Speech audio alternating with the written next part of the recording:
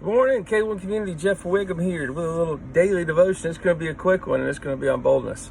So, as I was working on my stuff this morning, have you ever been in a Bible study and you know it's going to go on? Okay, so we're doing 1 Corinthians, and but we're early in it, and so it's a lot of context, and so the idea is really about Paul. So this is going to be about boldness in within 2 minutes. And so the idea is like, well, there's no way you're going to really understand Paul unless you do Acts. And so last week I put a lot of context information in, plus some Acts reading, and I was sort of wimpy. I sort of read through the Acts part real quick for context. I did it. But this time there's just no escaping needing to really get to understand a little bit about Paul if we're going to, understand 1 Corinthians. And so I was anticipating, maybe not pushback, but maybe people going, wait a second, what are we doing? Reading a chapter. If it was up to me, I'd do 2 chapters of Acts. But I got to decide for myself. I work for Jesus, right? It's not like, there's no taking a vote, right? I serve people, but I work for Jesus. And he writes my paycheck. And you know what? What I decided was, like I usually decide, but I'm very cognizant, which is be bold. Why am I going to waste a minute?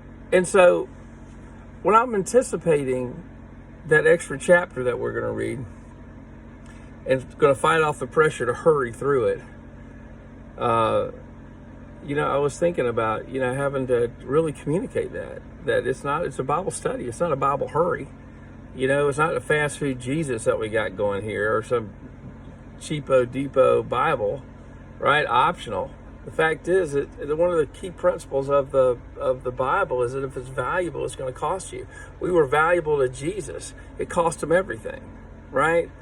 And he's valuable to us, and we're supposed to lay down our lives. This ain't this punk modern, I don't know what to call it. Easy Jesus, cheap Jesus is no bueno, right?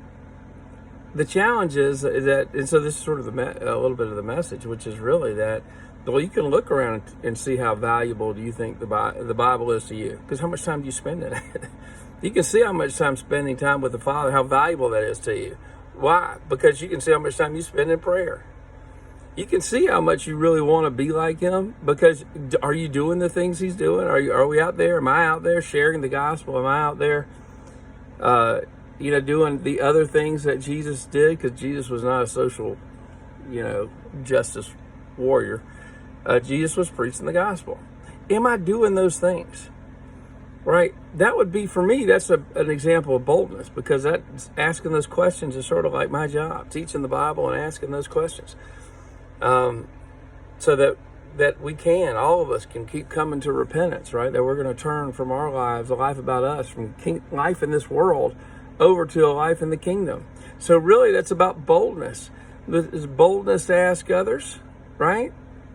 But it's boldness to ask ourselves, right? Look in the mirror and go, how much time am I spending in the Word? Am I spending in prayer? Where is my joy level? Where's my passion level for Jesus, right?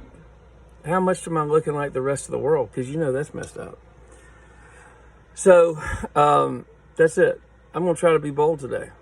All right, I'm going to try to be bold, and I pray that you do the same thing for Jesus, and start off with being bold to ourselves, and then repenting and letting God know we want more. So let's do it.